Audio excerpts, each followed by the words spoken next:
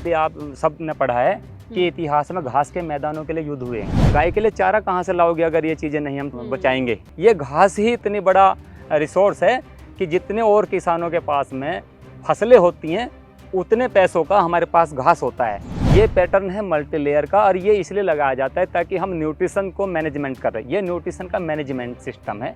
दूसरा इकोसिस्टम है। इसमें हमने 30-30 फीट के जो है लिए प्लेन एरिया छोड़ा है जिसमें हम गन्ना उगाते हैं। फिर 5 फीट की बेल्ट जो है हमारी फ्रूट एंड वेजिटेबल्स की है। नमस्कार, गांव जंक्शन पर हम आपको लेकर के आए हैं मेरठ से लगता सरधना, और सरधना में भी भमोरी गांव जिसे फौजियों का गांव कहा जाता है। क्रांति तो आती है लेकिन आजकल एक नए तरीके की क्रांति की बात चल रही है। वो ये है कि खाद रसायन से, केमिकल से मुक्त खेती की जाए। अब उससे भी एक स्टेप ऊपर आगे बढ़ेंगे तो आपको पता चलेगा कि प्रकृति ने खुद ही फसलों को, फल फूल को बढ़ने की व्यवस्था बना रखी है और उसी व्यवस्था को हमें आगे बढ़ाना है। ऐसा ही काम एक फौजी कर रहे हैं। सुनील फौजी जी के खेत पर मौजूद हैं, जिन्होंने इस पूरे प्राकृतिक माहौल को पनपने दिया है और उससे मुनाफा भी कमा रहे हैं और यही चीज बाकी किसानों को भी सिखा रहे हैं। फौजी जी, आपके इस फार्मिंग के मॉडल को किस तरीके से समझे हम? नमस्कार। ये जो मल्टी लेयर फार्मिंग है और जो प्राकृतिक खेती का जो मॉडल है, इसमें प्रकृति के साथ सामंजस्य बैठा कर ही खेती करनी है। और रही उसके बाद कि वो किस तरह से अपनी इकोनॉमी डेवलप करेगा, तो इकोनॉमी जो है जो इस प्राकृतिक खेती की है इसमें खर्चा बहुत कम आता है और जो इसके प्रोडक्ट हम खाते हैं, जो इसमें जो अन्न उत्पन्न होता है हम उसको खाते हैं, उससे हमारे बहुत सारी बीमारियां होती नहीं है। आपने घास नहीं हटाई है, खरपतवार नाशी नहीं इस्तेमाल किया है और आप कहते हैं कि इससे आप पैसे भी कमा रहे हैं। हाँ, पैसे ऐसे कमा रहे हैं। अगर मैं ये बात कहूँ, जैसे आप खरपतवार कह रहे हैं, इसके खिलाफ जो है किसानों ने युद्ध छेड़ रखा है और जिसके लिए आप सब ने पढ़ा है कि इतिहास में घास के मैदानों के लिए युद्ध हुए हैं। तो जब घास के मैदानों का इतने बड़े बड़े युद्ध हो सकते हैं और आज उसी घास को, उसी रिसोर्स को, उस संसाधन को आप जो है हर्बिसाइड डाल करके या और दूसरे तरीके अपना करके इसको खत्म करते हैं। लेकिन ये न्यूट्रिशन नहीं खा रहे हैं जो पौधे को चाहिए। ये न्यूट्रिशन जमीन से उतना खा रहे हैं, उससे ज्यादा जो है वायुमंडल से, कॉस्मिक तरंगों से और जो है सोलर सिस्टम के जो हमारा जो खेती में उपयोग है उसके उपयोग से ले भी तो रहे हैं ना। और लास्ट में जब ये जैसे न्यूट्रिशन ले रहे हैं, अब इसके बाद इनका जीवन चक्र पूरा होने के बाद में इसमें मिलना भी तो है इन्होंने, तो वो कार्बन दे भी जाएंगे। तो दे भी जाएंगे। तो और साथ में एक जो है फूड चेन में इनका अहम रोल है। गाय के लिए चारा कहाँ से लाओगे अगर ये चीजें नहीं हम बचाएंगे। ये फूड है। आज फूड सिक्योरिटी की बात हो रही है, तो फूड सिक्योरिटी की जो बात हो रही है वो सिर्फ आदमियों की फूड सिक्योरिटी की बात हो रही है। क्या इस देश के, क्या इस क्षेत्र के या इस मतलब पृथ्वी के केवल आदमी ही हैं जो खाना खाएंगे? आप अपने खेती में कौन से मॉडल से और कितना कमाया है ताकि बाकी किसान भी पूछें, क्योंकि अंत में भूखे पेट भजन न हो तो गोपाला, बिल्कुल उनको भी अपने बच्चों को पालना है। तो आप उन्हें कैसे बताएंगे? उसमें ऐसे करना है। देखो, किसान है तो मेहनत करनी पड़ेगी। अगर इस खाली खरपतवार का, जिसके लिए युद्ध छेड़ रखा है, जिसके लिए अरबों डॉलर का हमारा जो है दवाइयाँ खरीदने के लिए विदेश चला जाता है, ये घास ही इतनी बड़ा रिसोर्स है कि जितने और किसानों के पास में फसलें होती हैं उतने पैसों का हमारे पास घास होता है। क्यों होता है? क्योंकि हमारी जो गौशाला है उसमें चारा चाहिए। हम पूरा मैनुअली इसको जो है कटिंग करवा करके उनको चारा खिलाते हैं और मल्टीविटामिन ये चारा है। इसको खिलाने के बाद में किसी खल चोकर की जरूरत नहीं है, किसी और दूसरे एक्स्ट्रा न्यूट्रिशन की जरूरत नहीं है। लेकिन मैं देख रही हूँ कि गन्ने के बीच में आपने आंवला भी लगाया है, केला भी दिखाई दे रहा है, इधर नींबू, अमरूद, ये सब क्या सिस्टम है? ये पैटर्न है मल्टी लेयर का और ये इसलिए लगाया जाता है ताकि हम न्यूट्रिशन को मैनेजमेंट कर रहे हैं। ये न्यूट्रिशन का मैनेजमेंट सिस्टम है। दूसरा इकोसिस्टम है। अब आप यहाँ पे ये पेड़ों के साथ में आप चिड़िया भी की आवाज आपको आ रही होंगी।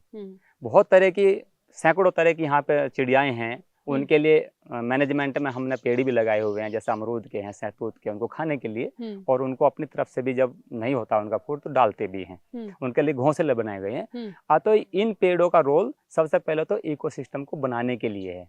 इस पर चिड़ियाएं आती हैं, वे बैठती हैं, वे यहाँ के कीड़े अपने आप खा करके पेस्टिसाइड फ्री हमारा एनवायरमेंट करने में मदद करती हैं। दूसरी बात यह है कि ये पेड़ हैं हमारे मल्टी यूटिलिटी, यानी कि फ्रूट्स भी हम मिलते हैं। अब जो इनका पतझड़ है, जो पत्ते हैं, पत्ते इसको मिट्टी को मजबूत करेंगे। इस पे आने वाले चिड़िया और जो और पक्षी हैं, जो भी हैं, वे हमारे खेती को में कीड़े चुगेंगे। और साथ में जो है इनका तो जो जड़ है, जो पेड़ की सबसे बड़ी खासियत ये है कि वो ऊपरली लेयर से नहीं लेता। उसकी जड़ें गहरी होती हैं, वो नीचे से लेता है और ऊपरली क्रस्ट को मजबूत करता है। लेकिन इसलिए इनके पेड़ छाया होने में बहुत जरूरी है। पौधे सही पनप पाते हैं? हाँ, कुछ फर्क पड़ेगा, लेकिन अगर हम अलग अलग कवर एरिया में इनको लगा करके देखें, जब इनका प्रोडक्शन की तुलना करें तो इसमें कहीं ज़्यादा होता है। और दूसरी बात हमने यहाँ मैनेजमेंट किया है कि इसकी छाया में जो छाँव में होने वाले पौधे हैं वे हमने लगाए हुए हैं। इसमें हमने 30-30 फीट के जो है लिए प्लेन एरिया छोड़ा है जिसमें हम गन्ना उगाते हैं। फिर 5 फीट की बेल्ट जो है हमारी फ्रूट एंड वेजिटेबल्स की है, जिसमें हमारे ये आंवला वगैरह है, केला है और इस तरह के ये हैं, नींबू हैं। तो इस तरह से बनाने से हमारे जो मशीन्स हैं, जो टूल्स हैं, उसका साइज हमने इस तरह से किया ताकि इसमें प्रॉपर बेड बन जाएं, बेड बनाने के हाँ, काम आ सके। हाँ, तो 30 फीट रही और हाँ 5 फीट 5 फीट रहेगी। 5 फीट हाँ। 5 फीट में पौधे आपने फलदार लगाए हैं? फलदार उसमें वेजिटेबल्स हैं, उसमें उसके नीचे जहाँ जहाँ जगह है, जब पौधा छोटा होगा तो उसमें जगह ज्यादा रहेगी, बड़ा हो जाएगा तो उसमें हम बंद कर देंगे वो चीजें करना। हाँ। तो उस समय हमारे क्रीपर क्लिम्बस टाइप की जो है सब्जियां हैं वो सब, हाँ, सब उसमें जो है, जब तक कि वो पौधा छोटा है। हाँ छोटा है। जब बड़ा हो जाएगा तो कुछ उसके ऊपर चढ़ जाएगा और कुछ नीचे फैल जाएगा। तो टोटल बात यह है कि इसका मल्टी यूटिलाइजेशन करना है हमने जमीन का। लेकिन इतने से फिर आपका मुनाफे का मॉडल कैसे बनता है? ये कितने मुनाफे का मॉडल ऐसा बनता है, हाल फिलहाल जो हमारा जो इकोसिस्टम यहाँ पर डेवलप हुआ मल्टी लेयर का, घास के साथ में, घास को हम फसल मानते हैं, हम खरपतवार नहीं मानते। तो ये घास जो है, इस घास, इतना घास आप देख भी रहे होंगे कि चारा भी हो जा रहा है और साथ में जो है इसके लिए कितनी गायें हैं आपके पास जो आपको 5 एकड़ के चारा की जरूरत है? हमारे पास 13 गायें थी, अभी एट प्रेजेंट 9 गायें हैं। दूसरा, ये फ्रूट एंड वेजिटेबल्स की बेल्ट है, ये सब, अरे गन्ना है, ये दूसरी फसल है, ये सब अतिरिक्त है। अतिरिक्त ऐसे है, अब इस पर आंवला लगेगा, आप इसकी कैलकुलेशन करो, कैलकुलेशन करोगे तो ये आंवले का पता गन्ने की जरूरत ही नहीं है, यही इतना दे देगा। अब मान लो इस पर 100 किलो भी आंवला आ गया और आप उसका अचार बनाएंगे, आप उसका पाउडर बनाएंगे, आप जैसे कि यहाँ गुड़ बनता है उसमें डालेंगे, तो ये कम से कम 20,000 का हो जाएगा। और 200 रुपए किलो आप इसका मुरब्बा आप आराम से बाजार में बिक्री कर सकते हो बना करके। अचार 200 रुपए किलो चला जाएगा। तो आप बताइए, तो मुझे कहाँ जरूरत है दूसरी फसलों की, या किसी को भी कहाँ जरूरत है?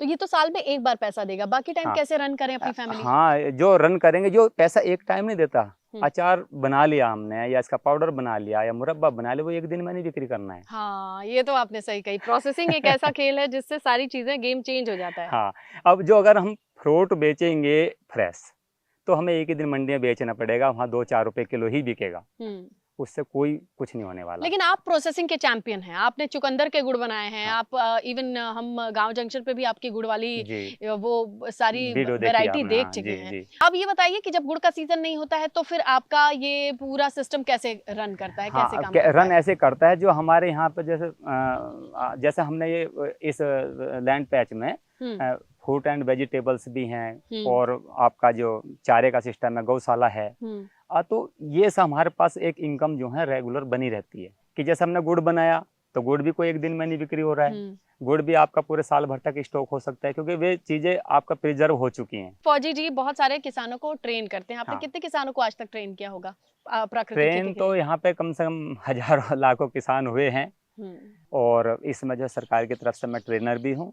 ये आपका संस्थान लोकल नेचुरल फार्मिंग इंस्टीट्यूट है और यहाँ पर सरकार के तरफ से भी जो प्रोग्राम चलते रहते हैं, आज भी प्रमाणन के लिए और सर्टिफिकेशन के लिए लोगों को क्या बताते हैं, वो क्या करते हैं? यूपी सोका है, उत्तर प्रदेश की एजेंसी जो अपेडा के अंतर्गत कार्य करती है, उसका ऑफिस मेरठ में है, रंगोली मंडप के पास नई सड़क पर। तो वहाँ पे उसका फॉर्म मिलता है, वह फॉर्म भर के उसकी फीस लगती है। फिर लखनऊ से 3350 जो है 1 हेक्टेयर की, एक किसान की लगती है। अगर ग्रुप में करते हैं तो भी 3350 ही लगती है। और दूसरी बात, प्राकृतिक खेती से पानी बचता है, एनवायरनमेंट बचता है और पूरा हमारा इको फ्रेंडली जो सिस्टम डेवलप होता है, वही हमारी जीत है। खेती को जो है आप इको फ्रेंडली लेकर के चलें और सबकी फूड सिक्योरिटी की बात करें, तब जाके मुनाफा, तब मुनाफा आएगा। आता है मुनाफा, आज नहीं तो कल जरूर आएगा। गांव जंक्शन के लिए मैं स्नेहलता। गांव जंक्शन को सभी सोशल मीडिया प्लेटफॉर्म्स पर फॉलो करें। व्हाट्सएप चैनल और जीमेल आईडी पर भी संपर्क साध सकते हैं।